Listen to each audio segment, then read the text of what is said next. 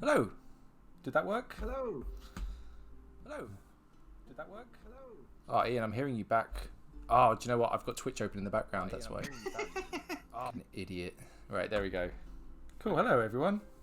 There's 7 people here already, Ian, which is staggering. Hey guys, how's everyone doing? Thank you very much for joining us.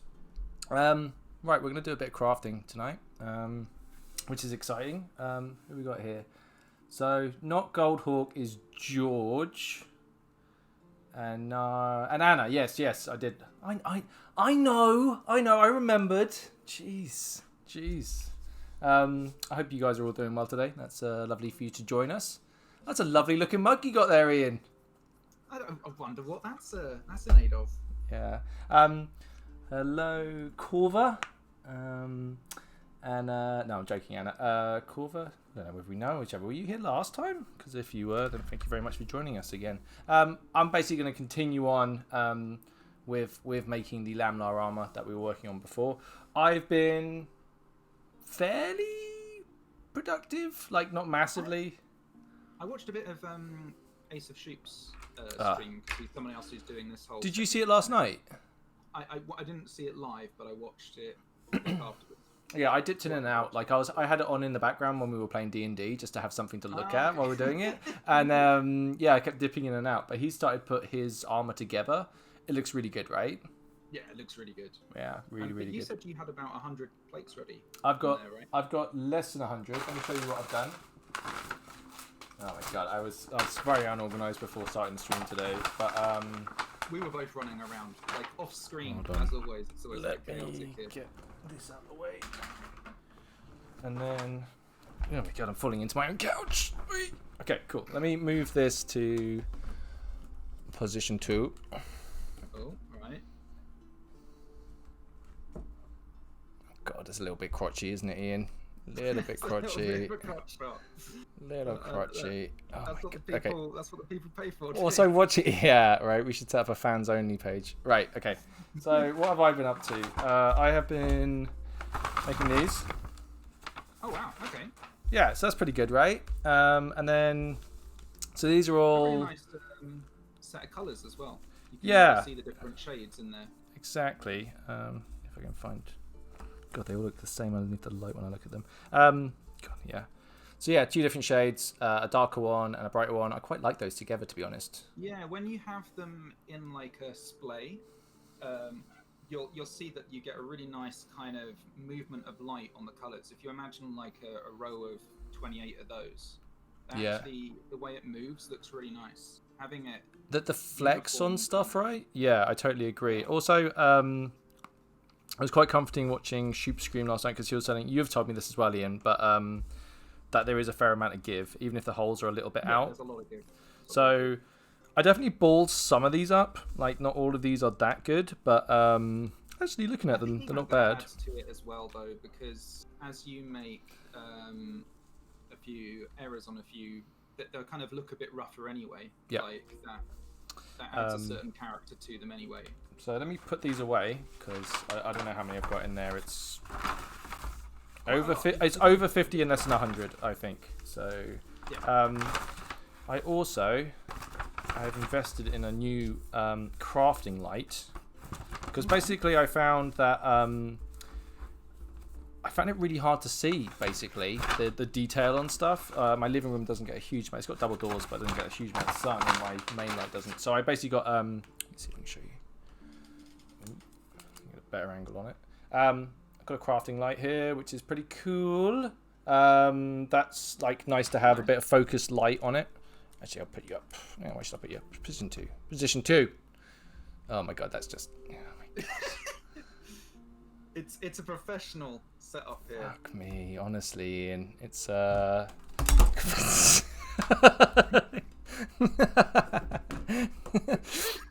mean, I feel bad for the 7 people that showed up and were actually waiting at this stage they're getting exactly what they paid for. Top LARP Noobs content as per usual here, right? Excellent work. I also thank you. Yeah, mini jester. Right, so I also have been. I made loads of these the other day, but I didn't get around to hole punching them. So I think I might start with that. Oh my god, I cannot get this. How about? That's good. No, it's not secure. That's me holding it. I'll tell you what. That's not bad. That looks good. That's not bad. I'll That looks good. Right, I'm gonna punch some holes. I think, Ian. That's kind of what I'm gonna do. I'll show you guys what I've been meddling with. So. Holy shit, Ian. Yeah. So this is like one of the chest pieces. God damn, that looks awesome, dude. I'll lay it down so you guys can hopefully get a slightly better view.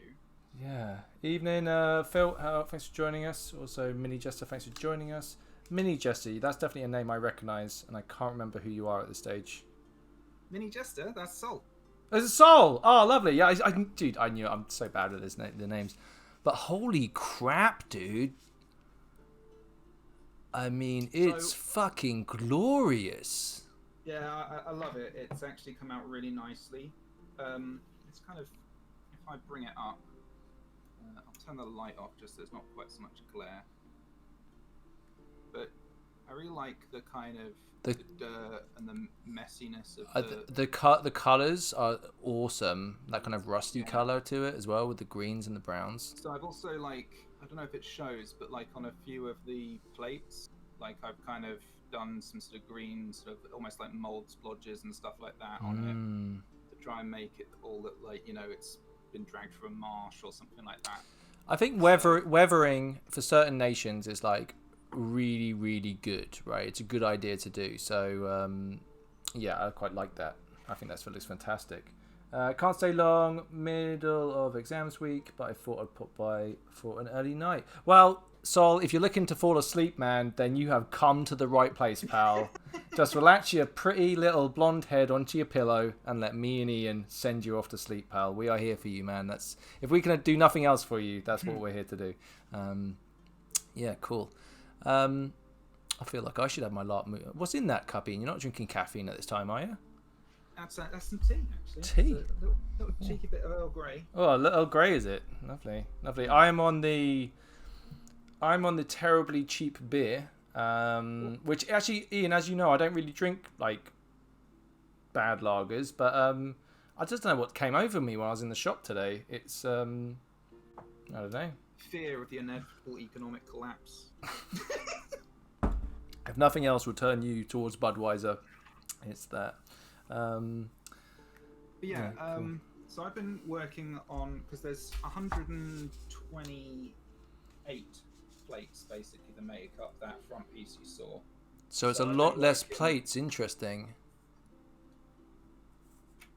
So it's going to be 256 in total for the whole thing. What was that? What did you just... Do you have a little cabinet there on your desk, Ian? Yeah, I've got a little cabinet underneath the camera where I store all of these in, basically. I'll show you what they look like close up so you can actually see one. Good lord. Yeah, good luck, by the way. Yeah, that is terrible form by us. Good luck, Sol. I know, to be fair, you're going to fucking smash them anyway, bro. We believe in you. So, good luck, though. Not that you'll need it, but... Yeah, really good luck, Sol. Yeah, totally.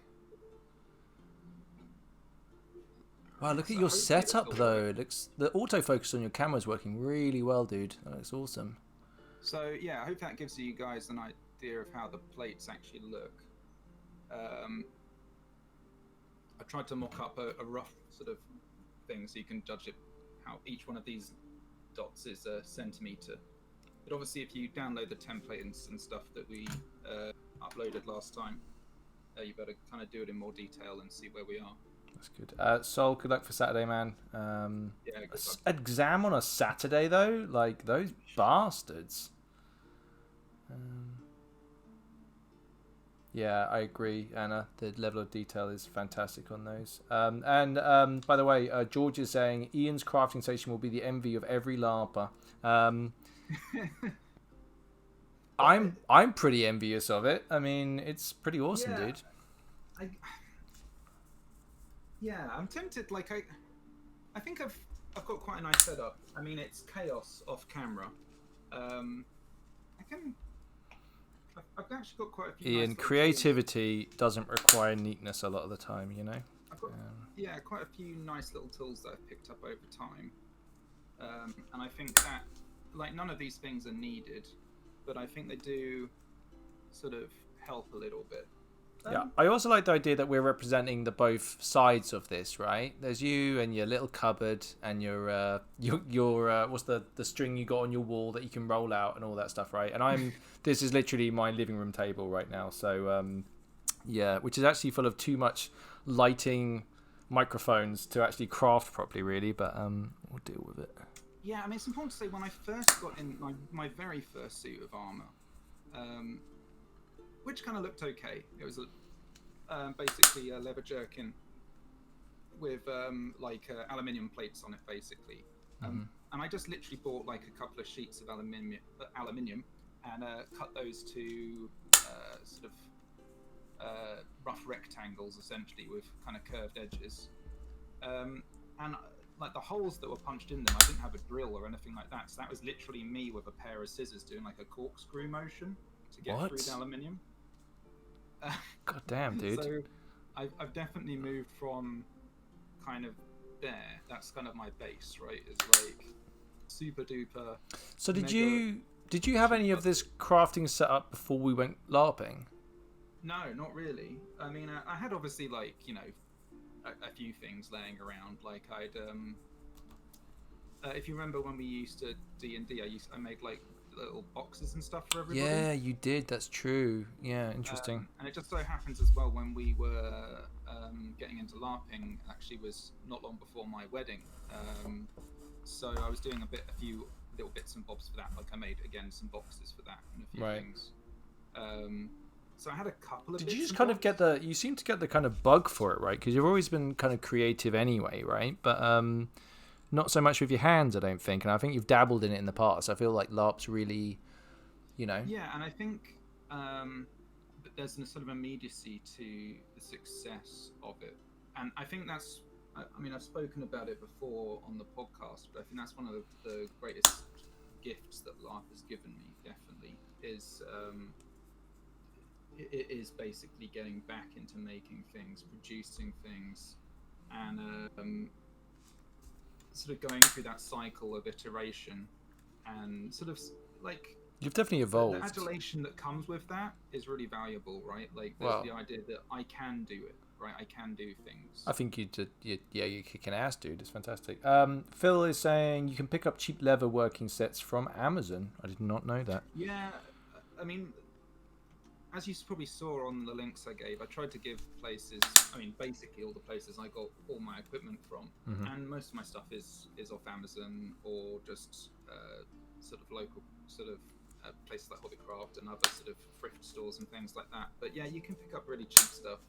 I mean, I have to say, I don't actually have like a proper leather tooling set or anything like that, and you don't need anything like that, especially for this technique. I mean, this technique is really just what I really wanted to do after I'd made my steel set was just see how cheap, because I had an inkling it could be made very cheaply, a set of armor like this, and it just sort of got my brain firing about like how cheap can you go. It sounds kind of silly, but like I like it. To be like, how cheap can you go and still maintain a certain degree of quality? And I think that this technique kind of does that quite well. It really trades your time, because there's a lot of time, as you'll be able to attest to this. But it trades your time, which a lot of us have, for money, which a lot of us don't. I think it's, for me, it's like I've been doing it when I've been like watching TV or just something, you know, when I'm just killing time, and it's like it gives me something like actually creative to kind of like just do in the background, and I find it quite relaxing, to be honest. I do have my limits, but like, you know, I get bored of it after a while, but I can go for a good hour, you know. That's what I try and break it up into.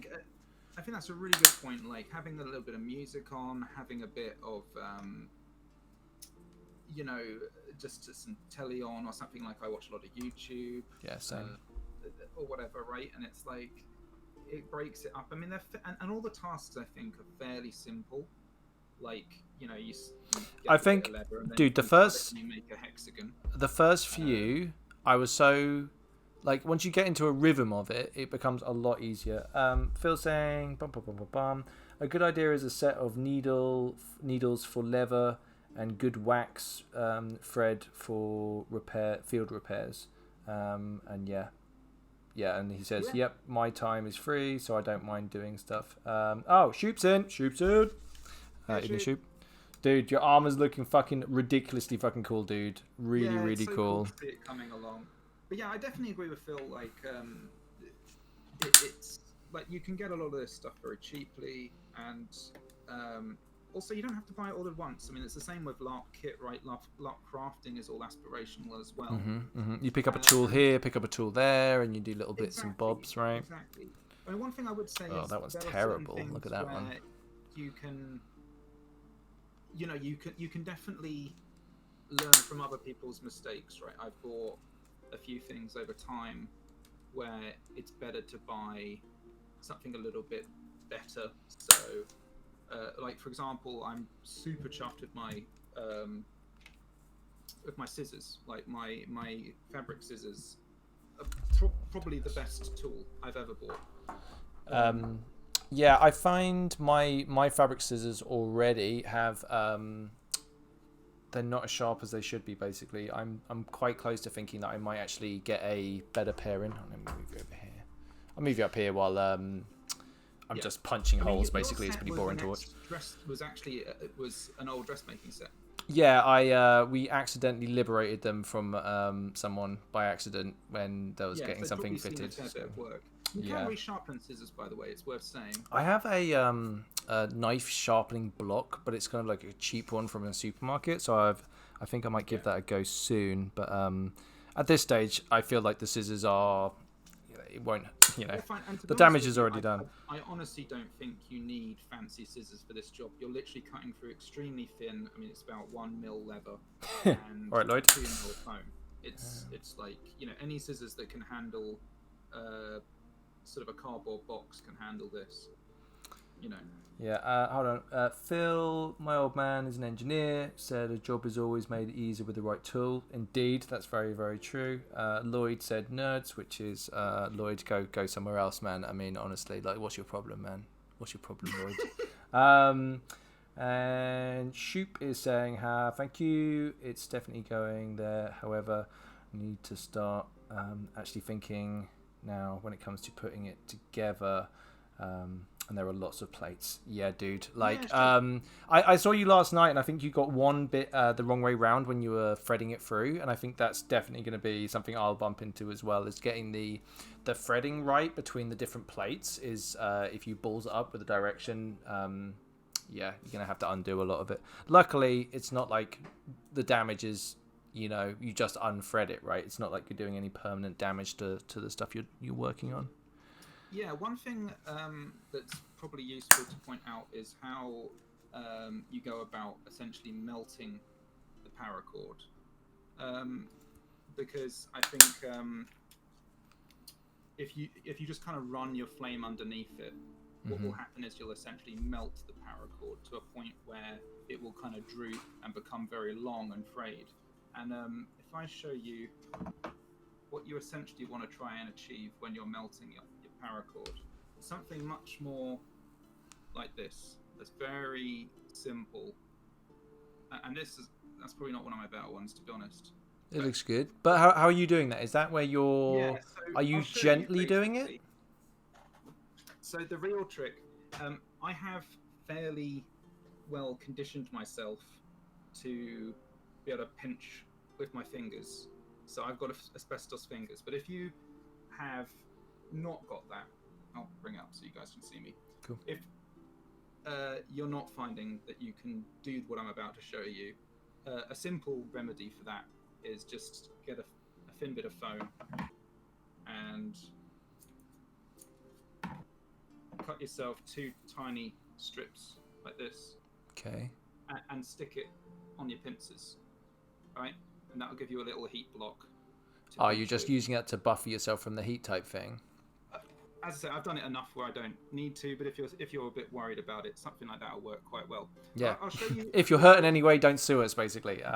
Yeah. Again. Shoop. Hold on. Shoop says he's had to restart so much doing that. Yeah, I can imagine. And yeah, we're getting on well, dude. I showed a little bit earlier. I'm up to. I think it's over 70 or 80 where I'm at now. I haven't actually counted them all out, but it's got to be getting on to 100 at this stage, basically. Yeah. Phil says this next bit might be worth 200 quid. Presses record. Yeah, cool. Right, what are you doing? Yeah, so with your paracord, you've got your end here. I mean, I'll cut it fresh. So I've got a bit of piece of paracord, blammo. I've snipped it, okay? Now at this stage, the paracord, because I've cut it neatly, is not frayed already. So it's not going to need a lot of heat to close. So I'll give myself enough slack. Obviously doing this on camera is more dexterity. If we watch you set fire to your house right now... But essentially, you just get your flame, a brief shushel underneath, and then do like a tugging motion like this. Okay? Okay. Just like that. And you can probably already see that's closed up the end. Yeah, definitely. Yeah, totally. Yeah, so that's closed up the end. Now all I really need to do at that stage is just flatten it out. So what I do is just light it again, just touch the end, and you'll already see it shrink away, and then I tap it against the side of the lighter like this. Okay, and obviously whenever you're burning stuff indoors, has then made it flat on the end, right? Yeah, that's good. Whenever you're burning indoors, open a window. Don't inhale fumes like Ian does. Yeah, actually, I've got a window open. Perfect. So the last thing to do, now you've got it at this stage. Yep. Now you've got it at this stage, the last thing you want to do is just run a brief bit of flame over it, and then you want to essentially tap round it. This is going to be quite quick because it's a quick process, because you really don't need a lot of heat, right? Like one of these lighters has done 2 sets of armor. Okay. So just a brief bit of heat. Whoop, whoop, whoop, whoop, whoop. Okay, and then I'm tapping it down. And I'm doing it again. Whoop, whoop, whoop, whoop, whoop. Okay, a bit more. Whoop, whoop. Okay, hopefully. Now, if you see that it's got. See how it's probably not focusing very well. It's okay. Leave it there for a second, Ian. Hopefully, maybe back off a centimetre. Oh, it's not having it, is it? So I'll bring my little thing up. And yeah. Do it on your good position. Okay. So now George is just asking how many panels, plates are you going to use? And I think I just spat there, which is gross. You're saying about 500 for the D plates ones, which are like these. Yeah, and so how many did you say for the octagon? Octagon? Were they octagons? The hexagons. Hexagons. So it's going to be 256 for me. Bear in mind, I'm a bit of a big lad. I just need to do more walking. You're not a big lad, Ian. Shush. But yeah, I mean, obviously, the best thing to do is just, as with all these things, I really recommend people, rather than waste their leather straight away, cut them out on cardboard, right? Make yourself little cardboard ones, okay? And then you can just roll them all together. And once you've got a bunch of cardboard ones together, you can put them all out and you can actually see how it'll look. And then the thing there is, I can just measure it, right? I can just see like how much distance. How big is Ian compared to how many plates do I need, right? Like, exactly. So I it's can pretty then tell, simple. for example, if I measure this, my camera's inverted, so I apologize, this won't make a lot of sense. So it's 6.5 centimeters from this end of this plate here, slightly off camera, from here to here. So then essentially I could just count it along. So how many plates am I going to need to do the diameter of my body, right? Do you know what I was thinking about as well? This might be my vein side coming out, but do you reckon you could potentially lose a plate here or there, or try and like have it a bit more figure hugging rather than a straight? Shoop is, by the way, he's saying this is going to help so much with the paracord. I've totally torched mine and has caused no end of issues. Yeah, dude, I can imagine. Yeah, I didn't want to call you out, Sheep. I did see that you were struggling a little bit with it, so that thought made me think I should show how it was. Yeah, man.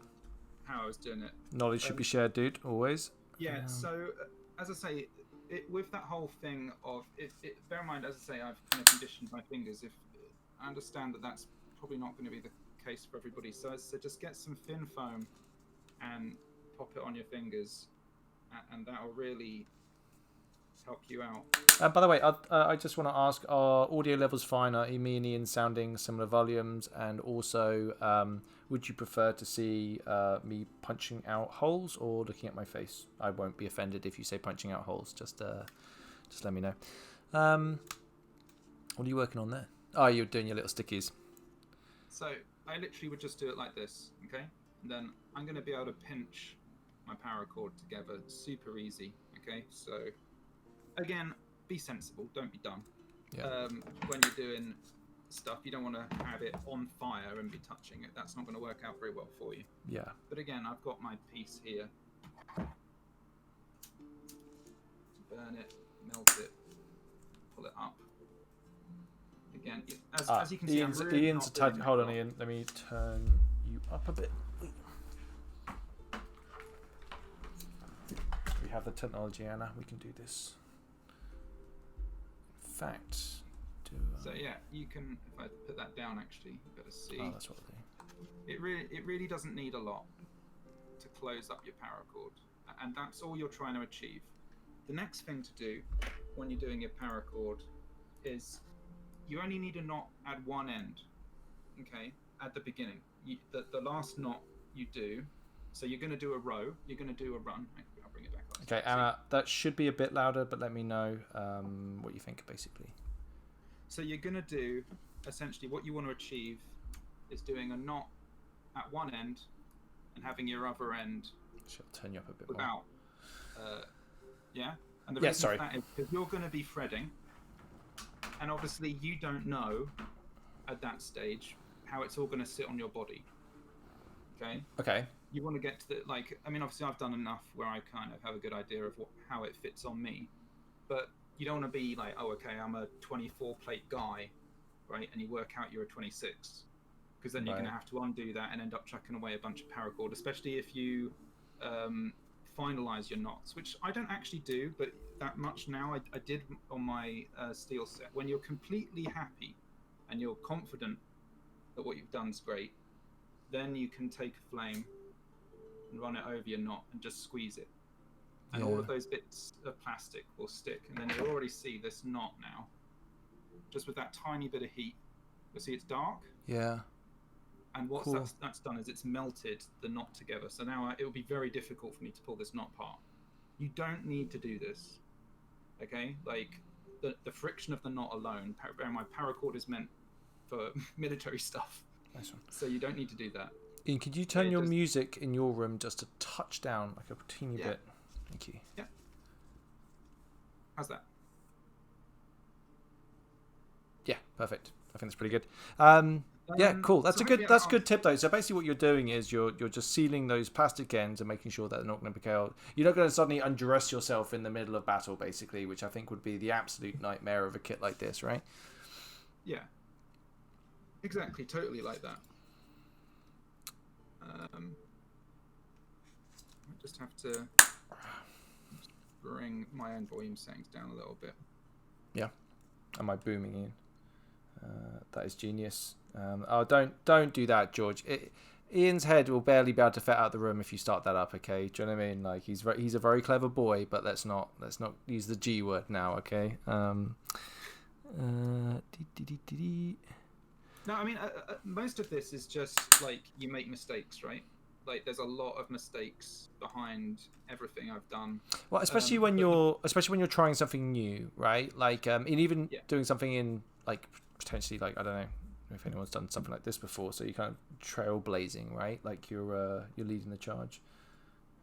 Yeah, and I think like this is as I say, I mean, this does sound a bit egotistical, but I've honestly not seen someone do this particular technique of adding foam and leather together and to make lamellar armor. I'm sure it's been done in other contexts before. I'm sure not lamellar. Lamellar is so specific. It's so specific. I'd be curious to find out what cosplayers have been up to with stuff like this, because I know that they use a lot of foam to create there's a lot of heat-treated structure, foam. right?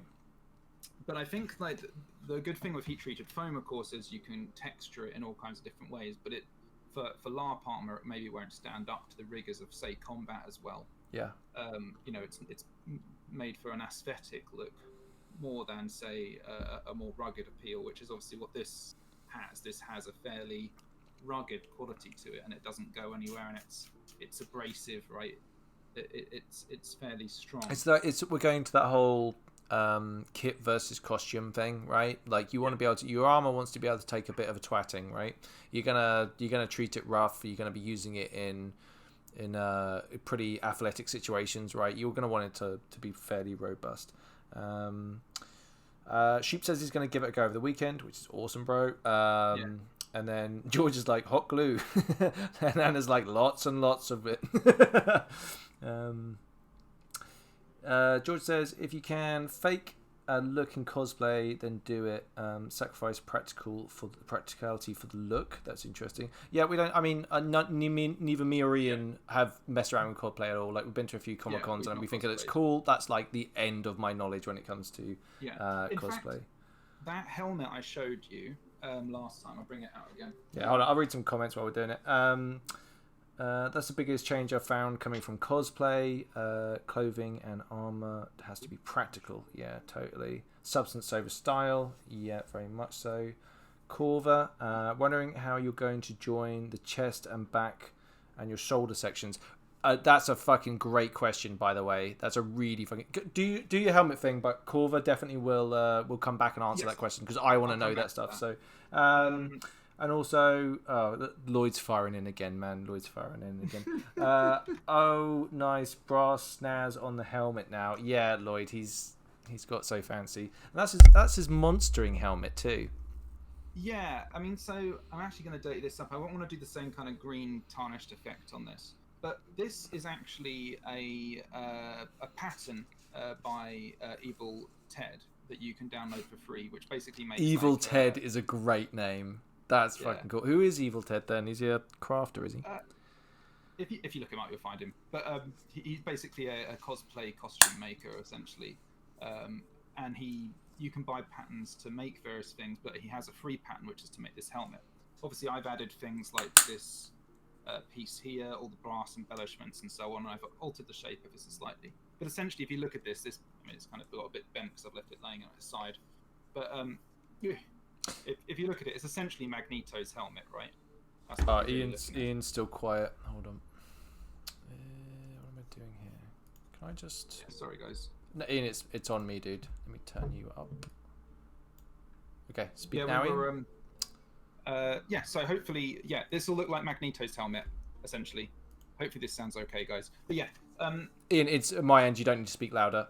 You speak comfortably, and then I'll messy with you, okay? I think it looks great, dude. I really do. Also, one important thing: if you show the front, Ian, where the rivets are in it, one thing that's really important in LARP stuff is you don't want to have any sharp edges of metal, right? Because we're using latex weapons, and a little dink can ruin a weapon quite easily. So Ian's done a really good job there of flattening them around and having no sharp edges. Also see, it's all been like say here. I've got this buffer now around it. This is all foam essentially. This whole helmet is essentially just foam with leather on the outside. It means it really looks like more like a sports helmet than anything else. But this foam means that like anything that hits it. It's really going to hit that before it hits the metal. This metal's all been sanded smooth anyway, as have the rivets. They've all been sanded. So this is all very smooth. Like you don't want to be that guy that has the armor that if you hit it, then it can cause damage to someone's 70 or 80 or 100-pound weapon, right? Touching you. I mean, to be honest with you, that's fairly obvious.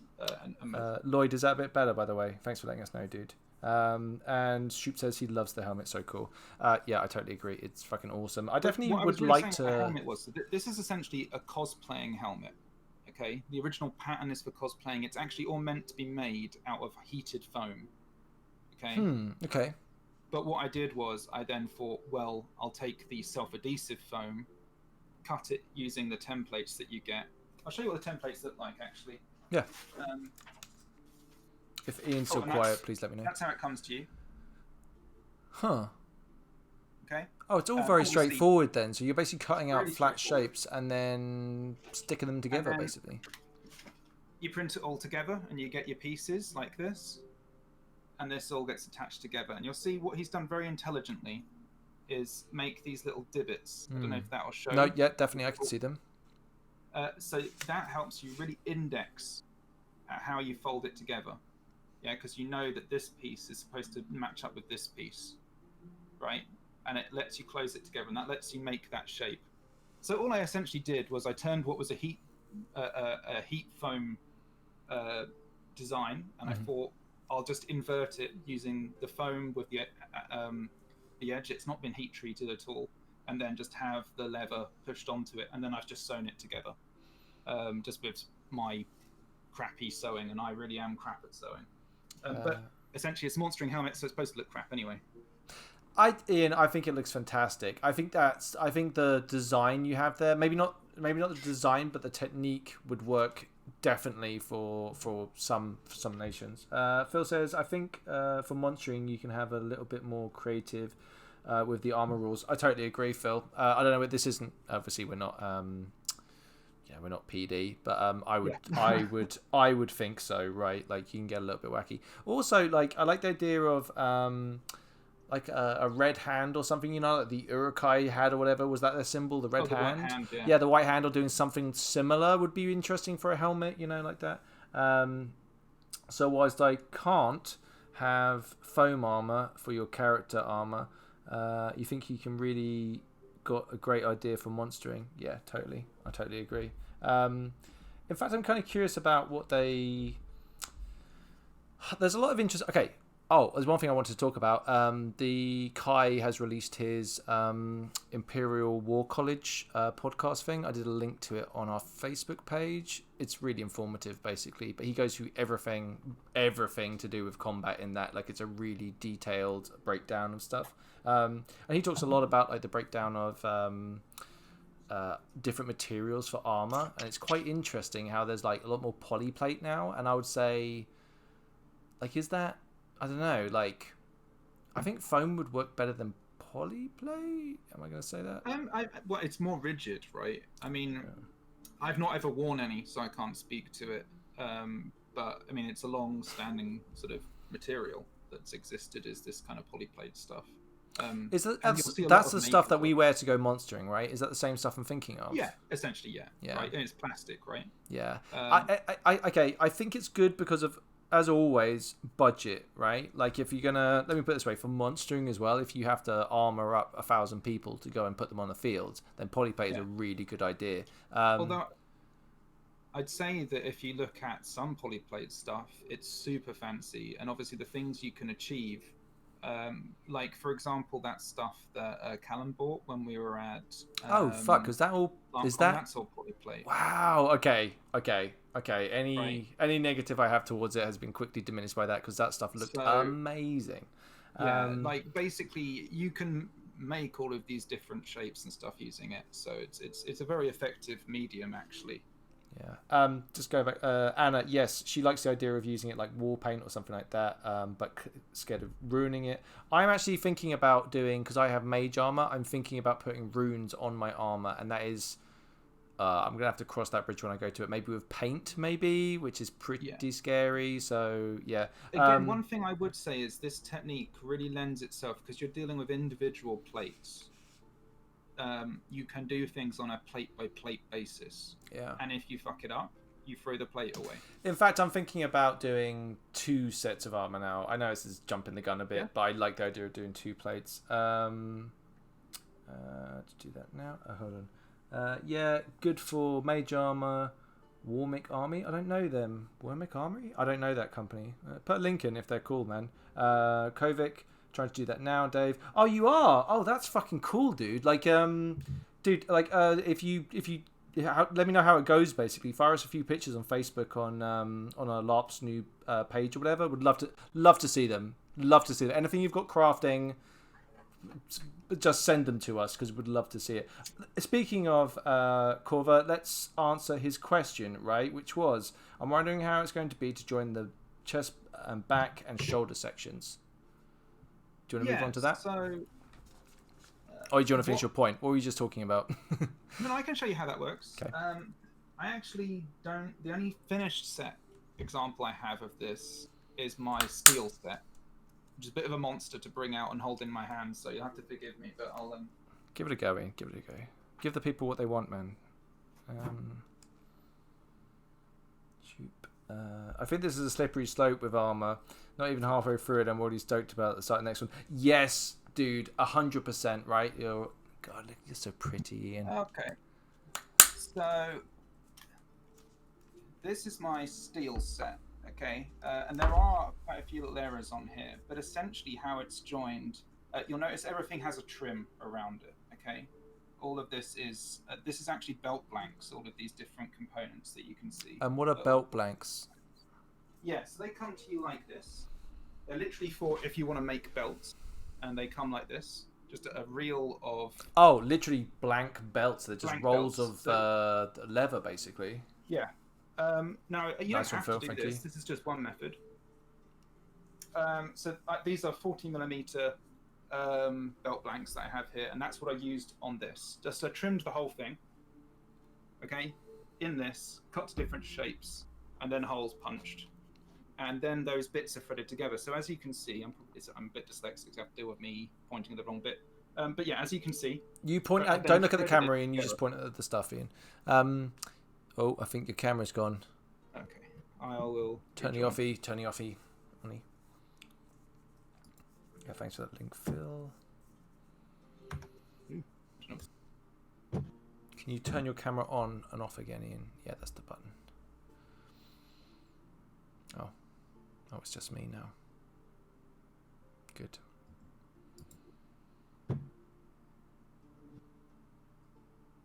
There. Is that better? Yeah, perfect. Yeah, so basically it's threaded together here, and that creates the bond that joins the bottom plate to the shoulder plate. So that's the paracord, and that's imitated on the same side, and the same over here. And then for the sides, I don't know how well this will show, I've got another set coming down. Okay, again, belt blanks, and then eyelets put in. And then I have essentially again, this is quite hard to hold like this, but essentially like a cross hatching. Yeah. That then essentially lets you join it all together. And that basically gives me a seam down the side of my body that I can pull tight. And that's done with two. This is quite. Being it's steel, you're not like, but I have two dangly bits here. Yep. And when I pull those, it tightens up the whole side piece down the side of my body. And that brings the whole thing together on both sides. And I have one of those on each side of my body. So I pull them down, tie them off in a simple knot, and that basically conforms it to my body. Can you show the belt round? Sorry, yeah. That takes all the weight off, and it makes it very much like chainmail. At that point, you've got weight resting on your shoulders and weight resting basically just above the belt, because obviously that's where the excess plates are essentially slumping, right? Could you show the inside of the shoulder there, Ian? Just the inside of it, like the dirty side of it. Like that. Yes, just so Corva can see what that's all about, basically, right? From the other side.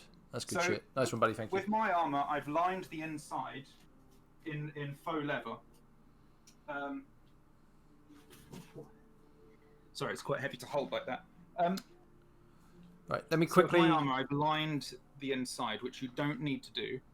You can just have it naked with all of the paracord threading exposed. You can certainly do that.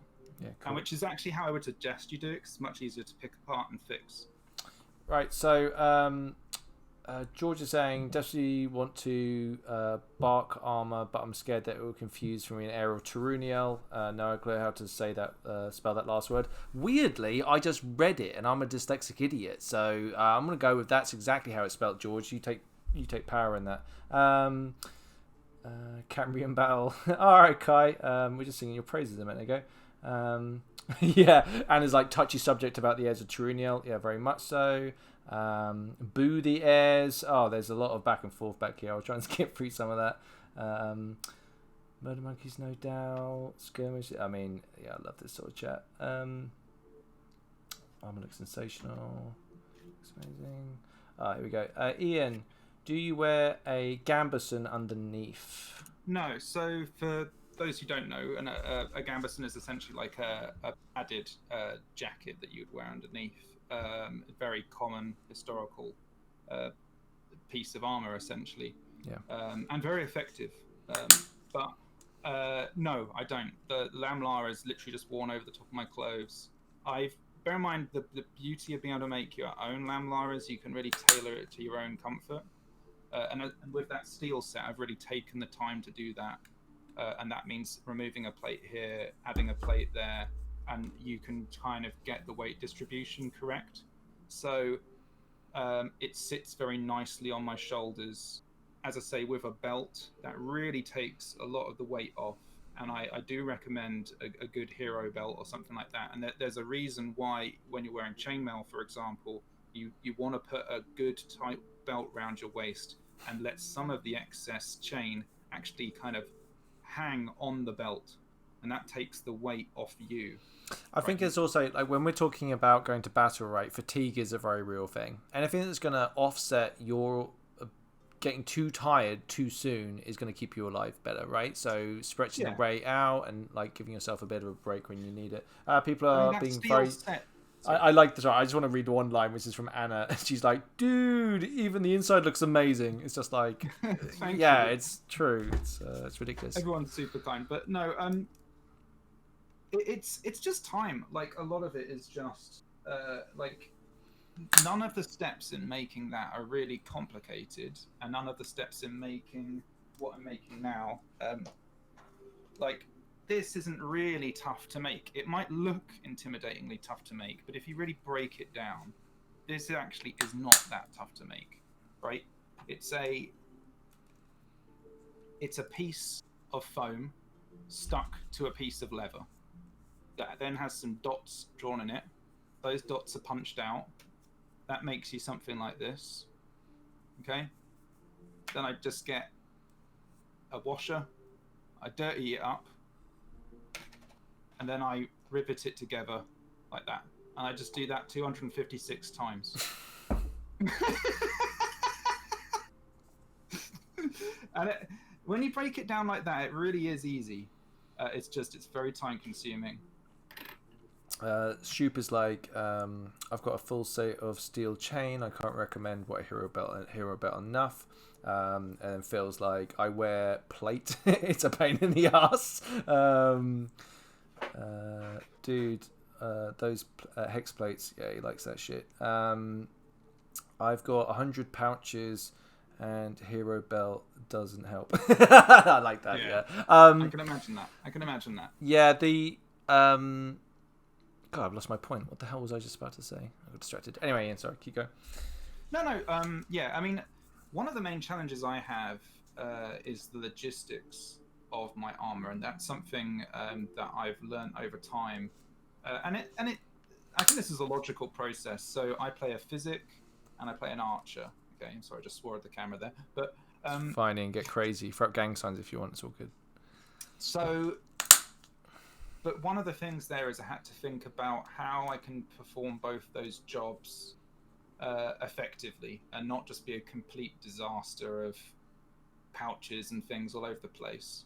So I essentially have a bandolier that comes down over my armor. Yep. And it has all of these pockets in it, and those pockets have my bandages shoved into them. Also, the bandolier has some pouches actually sewn into the underpiece that I can reach into, essentially like a wallet that I can reach into and pull cards out of. Okay, so that covers all my medical stuff is on my bandolier, and I keep it that way. I've got fake blood in there. I've got basically everything. So that's just all on my body.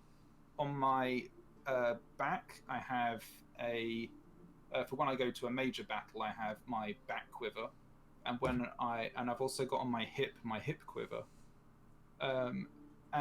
and then I've got my sword as well, and my hip quiver has attached to it a bottle holder. So my hip quiver actually also acts as my water storage. So all of that together actually streamlines me down a lot.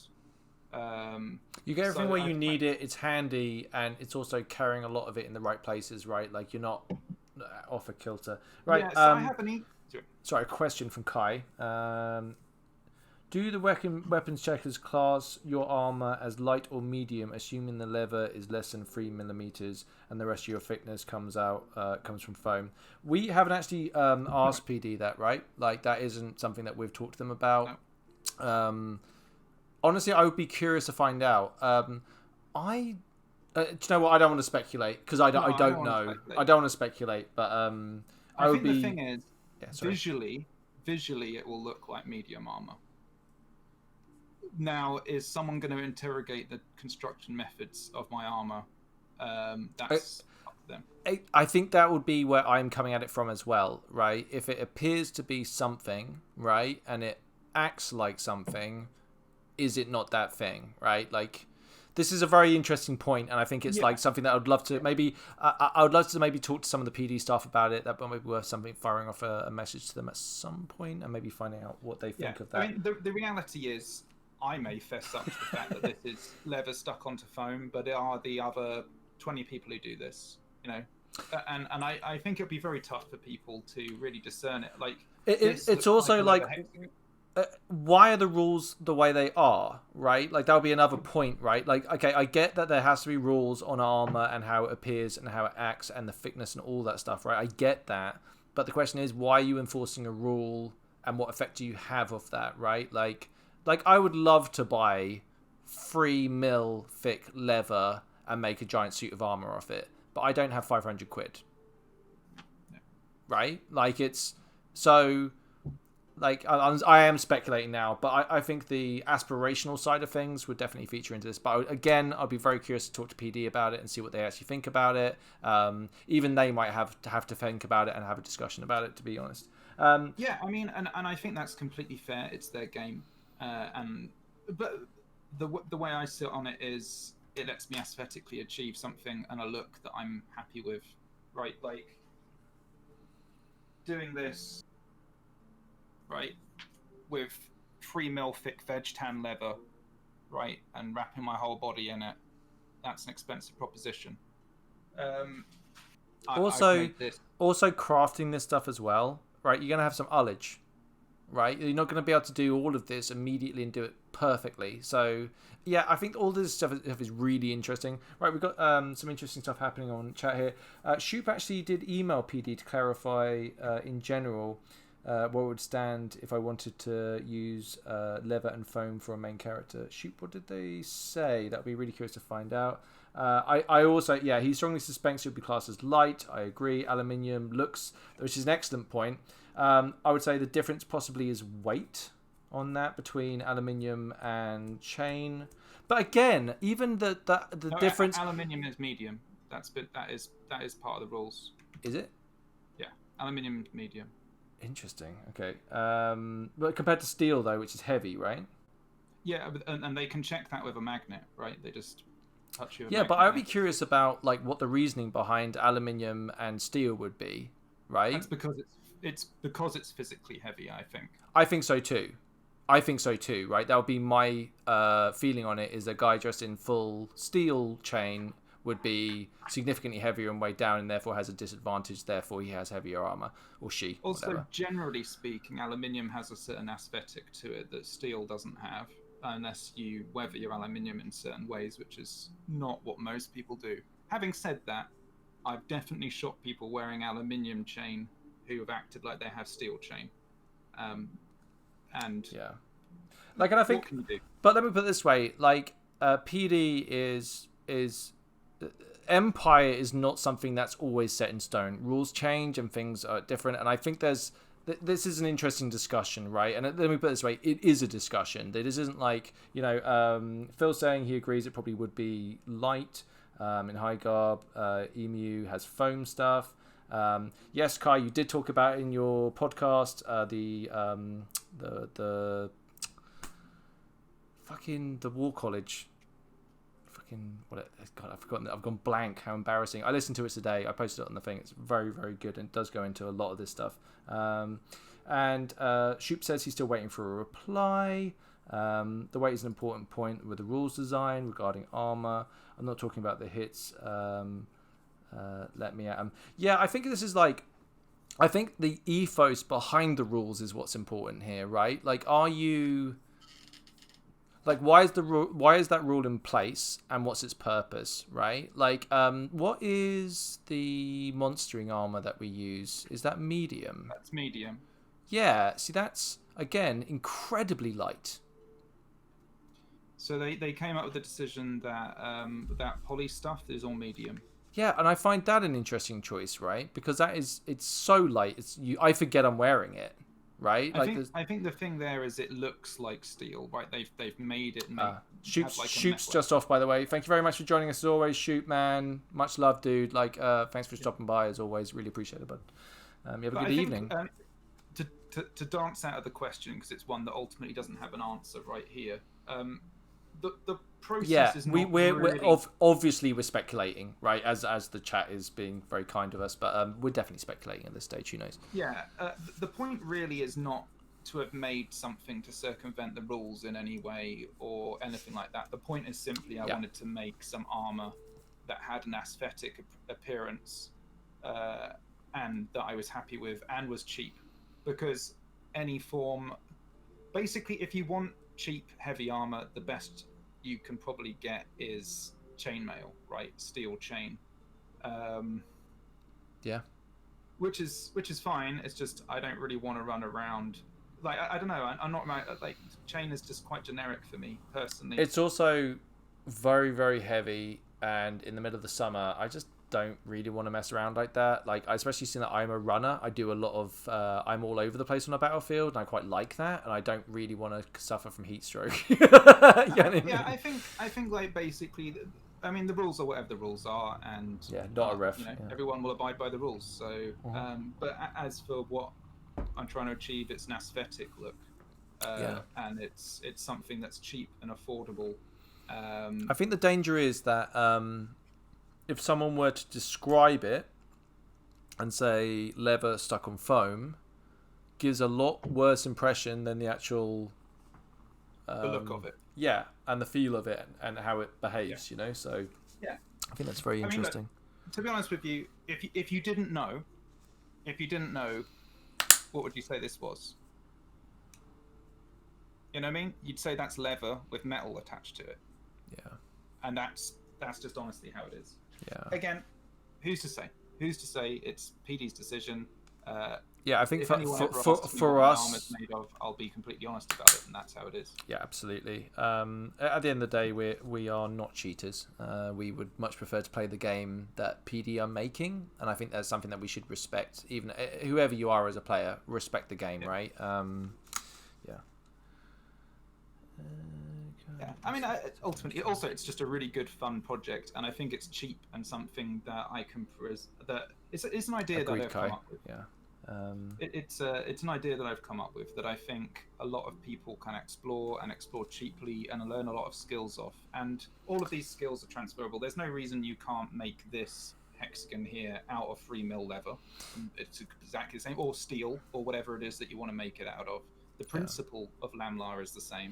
I think simply a cost-effective way of doing it. I think we're all under agreement that generally for monstering, I think no one has even a shadow of doubt, right, that this would probably be completely fine. But even then, I don't know. We need to get a member of PD on, don't we? Really? Shall I hit up my my PD contacts and see if we can get someone on? Yeah, I mean, I imagine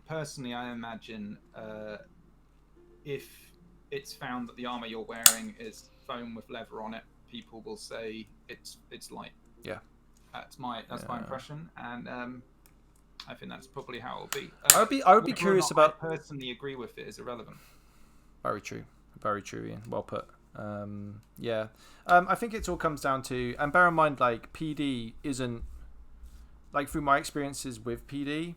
Yeah, Matt is definitely the front man and the face of the company, but it isn't.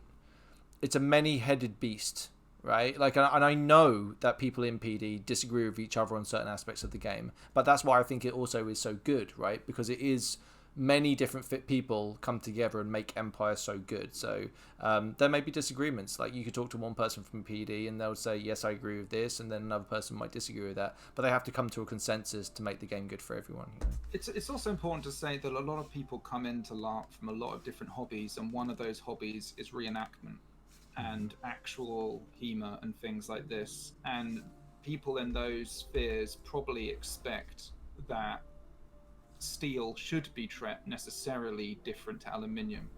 And I can't disagree with their perspective, because that's the environment they come from. And if I was a HEMA practitioner or a well, I would say HEMA, it's safety. Yeah. Right. Like you don't want to be. The leather's very thin. Maybe I can show you here. It's super thin. Maybe a mil, maybe 2 mil. I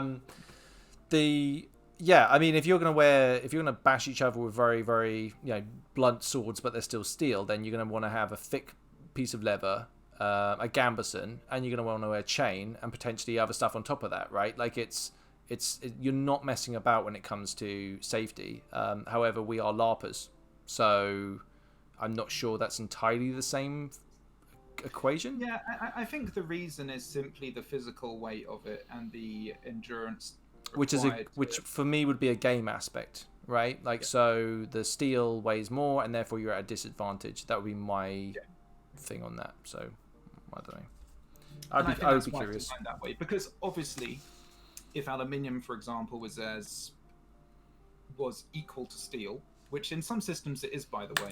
Yeah. But if it was, then why would you wear steel? It's lighter, it's harder to work. Sorry, it's heavier, it's harder to work. It rusts. It's more expensive. It's more expensive. All of these different things. The only reason you'd really wear it is for durability. So I can definitely see all the different sides of the argument. And again, that's not the purpose of this project. Yeah. It's really not to challenge any of those kind of conventions. Yeah, I mean, and honestly, Kai, like, we're not trying to rock the boat, and you know what I mean? Like, that's just not what we're interested in at all. Like, this is a fun crafting project, and it will be potentially used for me to make mage armor. And I think the interesting point would be your steel plates and what that does to the armor. Whether that bumps up to medium or not would be an interesting point. But again, who the fuck knows? I don't. Ian doesn't. Right? So yeah. I'm basically my ethos on it is when I do my weapons check, I normally do an armor check as well. Yep. And I'll just ask them, and then they'll tell me, and then that's what I'll do. Yep. I'm sorry to sound so sort of like simple about it, but that's what I do. Yeah. I do what I'm told. Yeah. I mean, me and you, we love to play the game, right? Like, I'm not a particularly like. I'm not going to scour through the Ricky and find out a whole bunch of stuff and everything that I'm doing, right? Like, I try and work out how many hit points I have, how to play the game, and get on with it, right? Like, I don't know. I think you can get very bogged down in some aspects of the game sometimes, but that's just me. Yeah.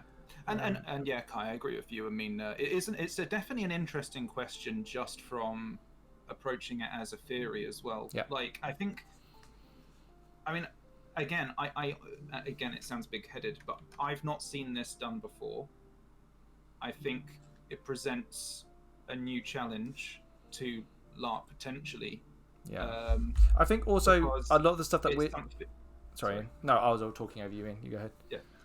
It presents a new challenge to LARP in general, I think, because really, unless I tell you, and or people who've seen this point it out, I think I could very confidently wear that and lie that it was leather with steel bits on it, and it would be very tough for somebody to be able to tell without actually picking apart my armor.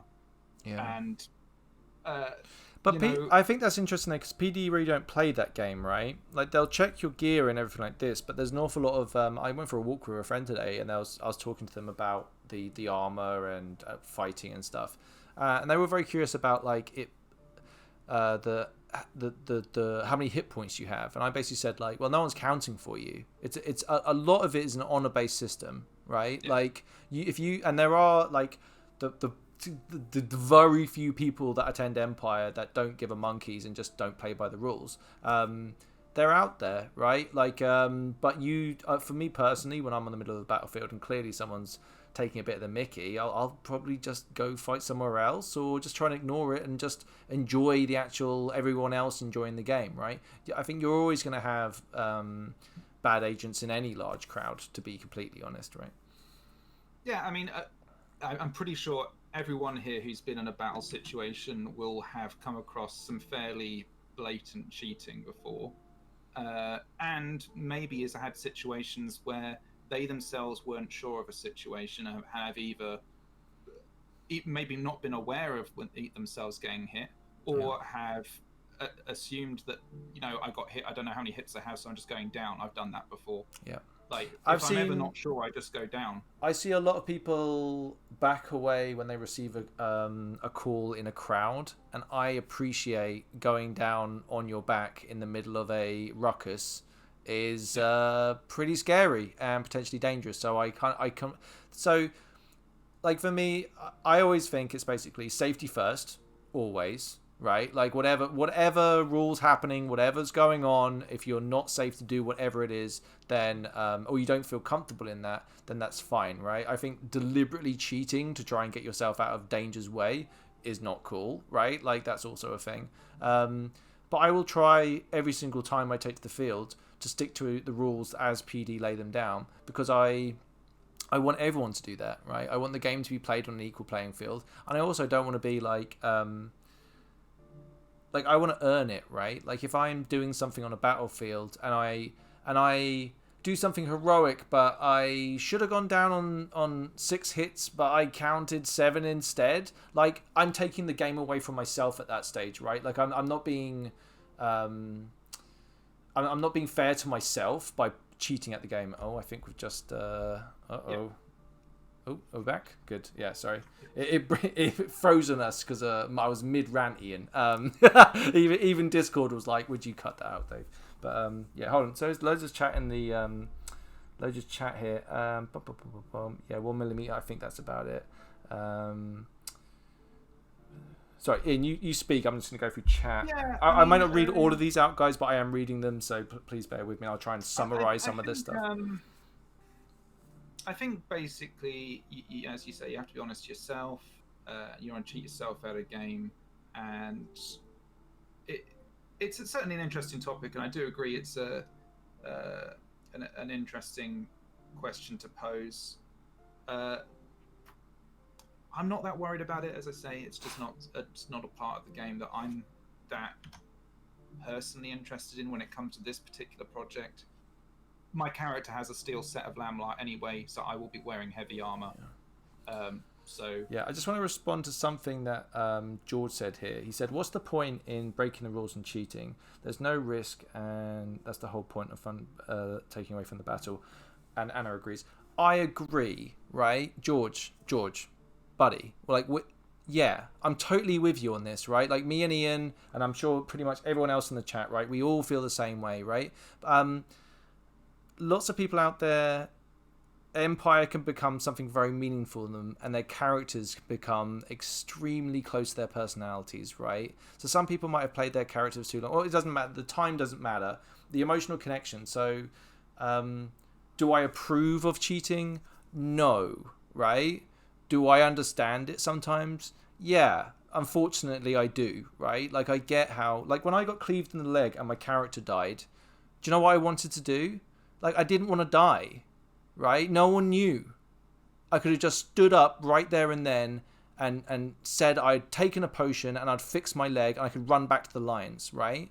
And it fucking sucked, right? It sucked dying. It had great points afterwards and all the rest of it. But at the time, it was really shit, right? Yeah. Like, it was really sad, and I still miss Ifan now. So... like I understand it. I don't approve of it. I don't think it's a good thing, but like I totally I have a little bit of sympathy. And for some people out there, Empire is, I love Empire, right? I absolutely love it. But some people, that's all that's keeping them together at times. I'm sure there are people out there like that, and their characters become unfortunately, I think people miss the point that sometimes there is a how would I put it? Like a redemption from dying. It's a wonderful experience. When I was talking to my friend earlier about my funeral, right? Yeah. And the idea of like, they were like, you get to go to your own funeral. Yeah. And it was incredible, wasn't it, Ian? It was an emotional experience. Sam telling me that Well, story. It's also, incredible. yeah, that's a really important thing. Like the fact that you got to, it's not Yeah. just the funeral that you got to go to, right? You get to be, your characters in a song or a story, sorry. You know what I mean? That Yeah. someone tells at Songs and Story. I mean, that's not going to be the experience for everybody. Exactly, and I was about to say that I got very, very lucky. Sam's a very, very good bard, and he wanted to do me a solid, and I really appreciate that, right? Like, it's not going to happen for everyone. I think sometimes people can die, but I think the reaction to my character dying, and bear in mind, I didn't think Ifan was Big Whoop. He meant a lot to me, right? Because I'm playing him, but I had no idea that hearing other characters telling stories about him and what he meant to them is stuff that I wouldn't have ever been able to guess, right? It was not like I was going, oh, Ian's going to tell this story and then Callum's going to tell this story. The stories that were told, because we do a thing called a telling, which I actually really like as a concept, by the way. If you want to nick it, then most definitely do. I think that everyone has their own version of it. But it was surprising, right? And that's when I missed him the most, right? Because I felt sometimes that maybe Ifan was a bit of a straitjacket of a character, right? But it was like, after I suddenly realized who he was to other people, like, people's reaction, like, if your character dies and nobody gives a shit, then, like, no, I won't say that because people might be on their own or whatever, but I mean, if it's a better way to put it is you've definitely succeeded if you get an emotional reaction of other people when your character dies. It just right? has to be one person. Really, one right? person. Yeah, if you totally. can affect somebody's game, that's all. And ultimately, right, like, you have to think all of those things, right? It doesn't really matter how much money you have or how many magical items you have or anything like that. It matters how many people you affect, right? Totally. And that actually, in some ways, people does mirror certain realities from real life. Totally, right? Dude. Totally. People hugged me. People hugged me, right? And it was like not obviously Ifan's dead, so it's all OC. But people hugged me because they know it's a big event, and bleed is like Kai said that a minute ago. He said bleed is very real. Yeah, it is. And if you're playing the game well, then it's 100% a possibility. In fact, it might happen when you least expect it, or be surprised by how much bleed you get by a situation. Because, and I would say the same thing with Ifan's death, right? Hold on. Yeah, I mean, what I'd say is as well, like, looking at Talus, right? Talus is actually just an artifact of the fact, in many ways, that I've not actually done like a lot. Like, I've been fairly listless myself, right? But he's affected enough people that he's become a character through almost the perceptions and experiences of other people.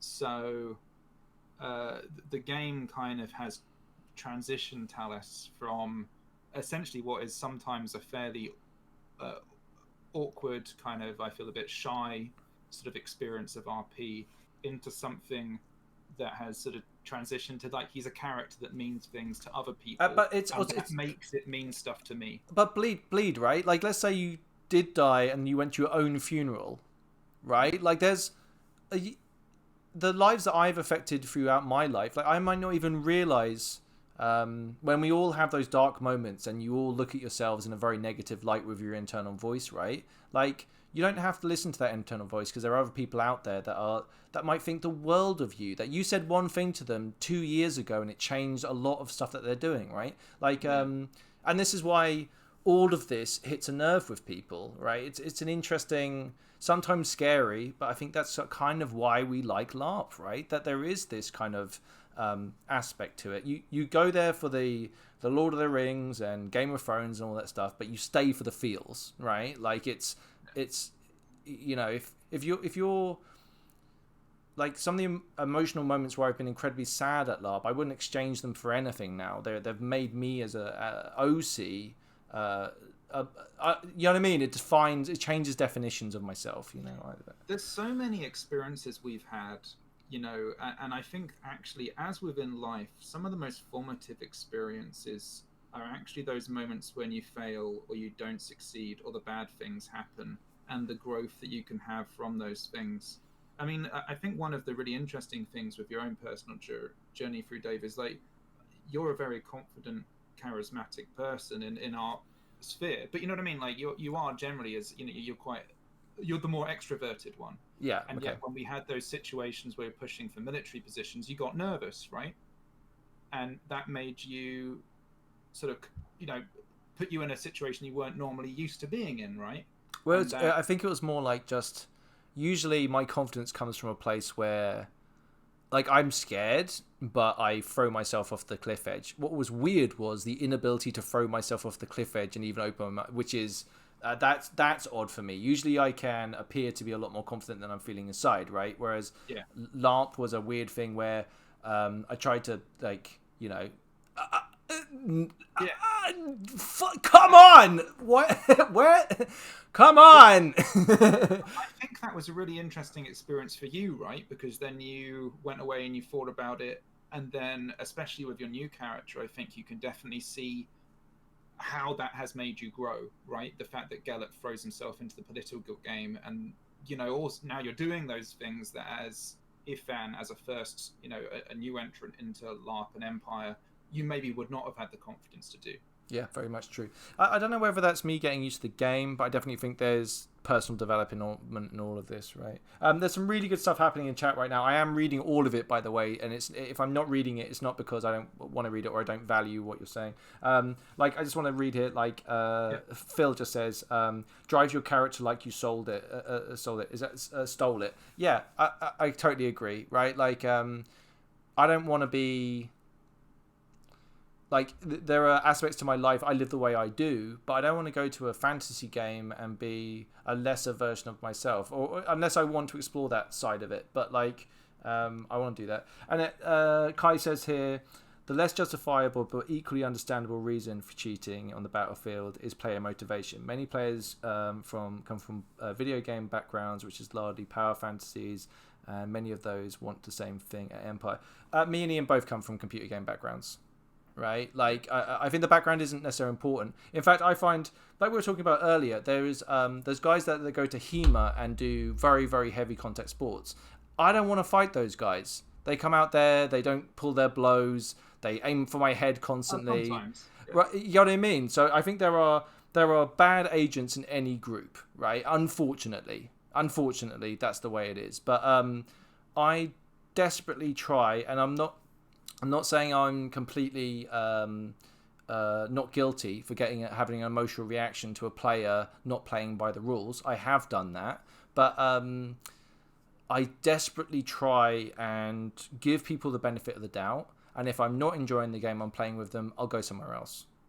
And I think that is one thing normally, I mean, not all the time, but normally in a battlefield, you do have the option to go somewhere else. Yeah, Normally.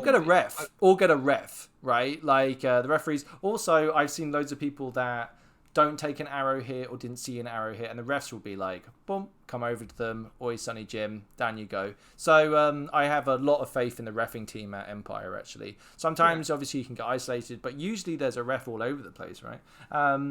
So Phil says, one of the Woolwich's hearts in... I'll probably butchered that, but in High Guard died at E2 and it was emotional. The weekend roller coaster of emotion. Dude, yeah. I can't wait for Talos to die.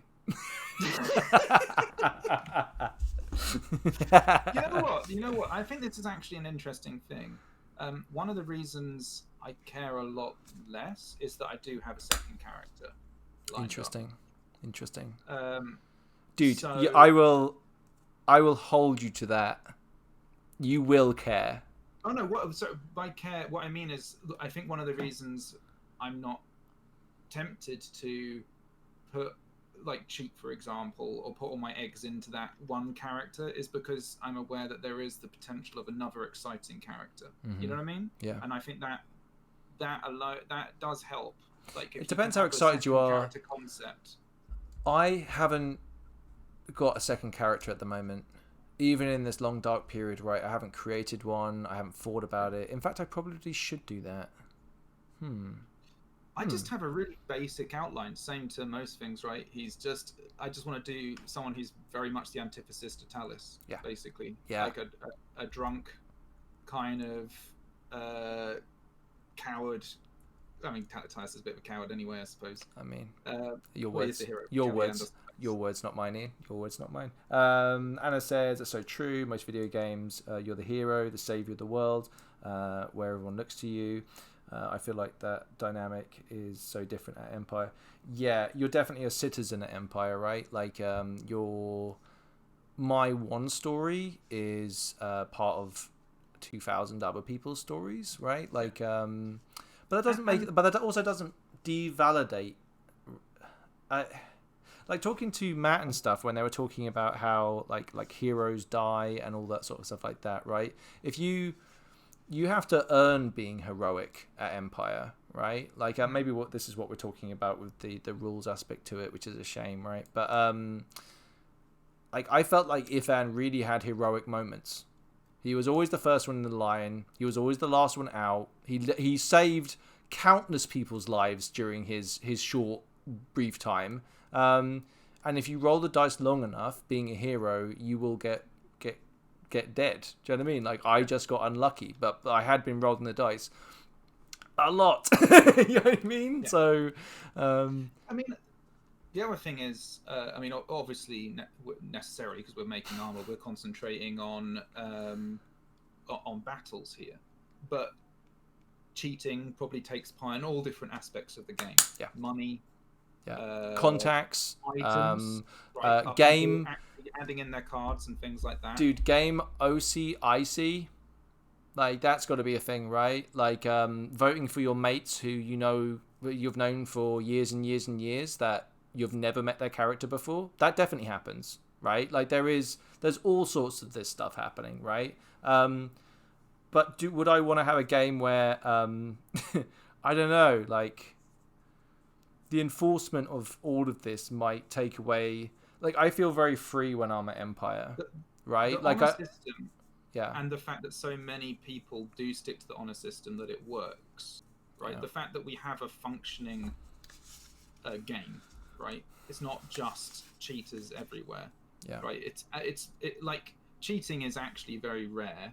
Yep. Or it seems to be from my perception. I'm sure. Maybe I would say from mine too. Obviously, maybe we're talking from a point of ignorance, but feels that way, right? Yeah, I mean, there is definitely cheating that goes on, but it just doesn't seem to be a huge aspect of the game that I've personally run across. Yeah, and it certainly doesn't bother me. Like, I don't leave Empire weekend going, oh man, that person was definitely cheating and that's ruined my weekend. That's never happened to me before. Like, I've got emotional. I've got emotional at times during a battlefield, especially when the adrenaline's pumping, right? Like, that can be, I mean, that's very real. And I'm sure for, if you're running for a position or any of this stuff, yeah. But that's kind of the fun of it, right? You are emotionally invested, and sometimes it takes a 10-minute out to kind of to get back to where you were. Ian, we've been ranting here for a really fucking long time. We've been talking for almost 2 hours at this stage. We should probably wrap up fairly soon. Phil says, unless you're the hero of Brocilliand, 99% are playing legit. I agree with that.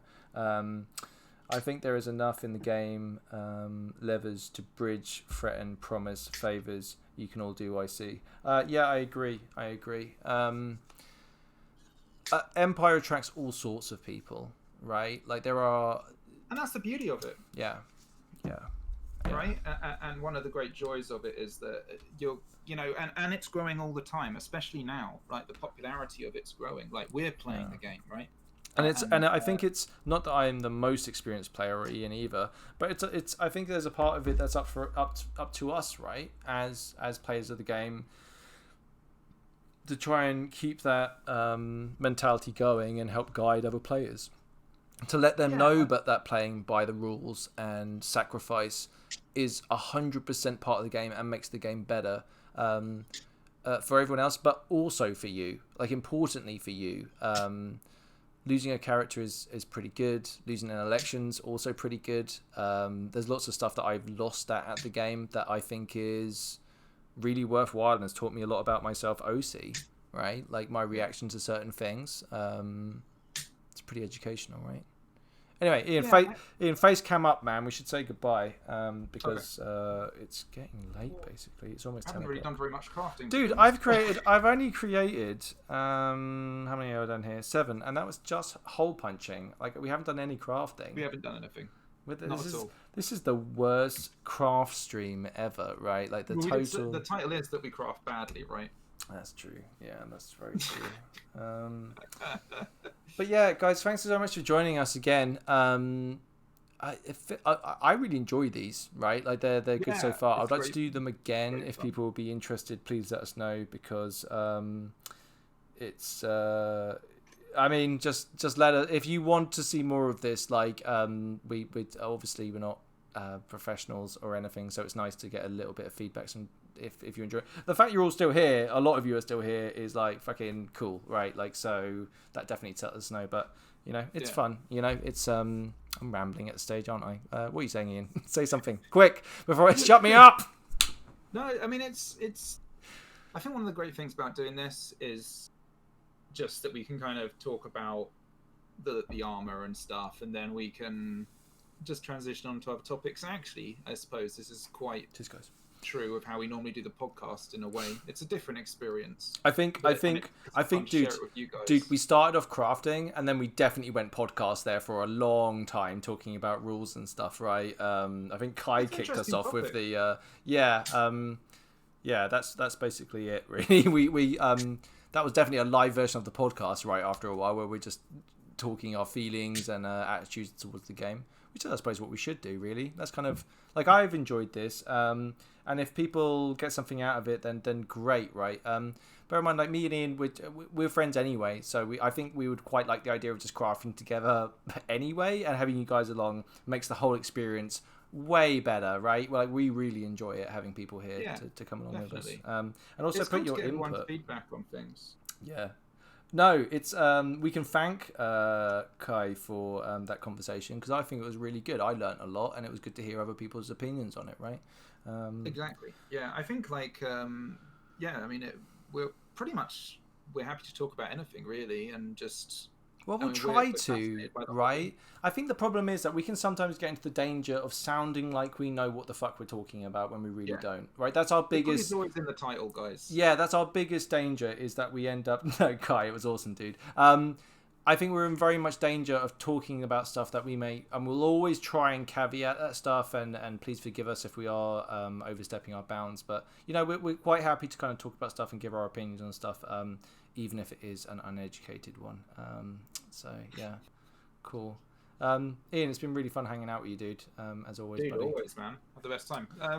Try for one in the future, I guess, if people are up for it. I've started. There's a couple of things I want to go through. So new episodes of the podcast. I have all of the stuff I need to edit. But for the last couple of weeks, I've been in a little bit of a funk with stuff, and I just need to kind of get on with it. There's a few, obviously the stuff in the States is kind of it's troubling me personally, and I've just got to think about stuff, and then when I try and sit down and edit, sometimes it just doesn't flow, and I don't want to ever make this into a job. Like, I don't want to force myself to do something when it's like that. So I am going to work on it in the next few weeks, but I'm trying not to put too much pressure on myself and let it flow. And believe me, once it starts to go, then there'll be it'll be pretty quick, right? But that's kind of where I'm at with that. The LARP raffle thing is pretty exciting, that's isn't really it, Ian? cool, right? Yeah, there's like a LARP raffle happening, which is different. LARP sellers are kind of putting their items up for auction, and then everyone's bidding on it, and not bidding. You buy a raffle ticket, and then they do it. And there's going to be a really, really big one, which is for, I think there's 150 places for it, and the top prize is like a giant fucking tent, like an emperor-sized tent, and a few other different prizes. I think there's 25 quid and there's 150. So the odds aren't, I don't know what the odds are, but like a little punt, and it's helping support the community. I quite like it. It's kind of fun. I like to gamble anyway, so not really, but you know what I mean? Like, especially on something where I can win LARP kit.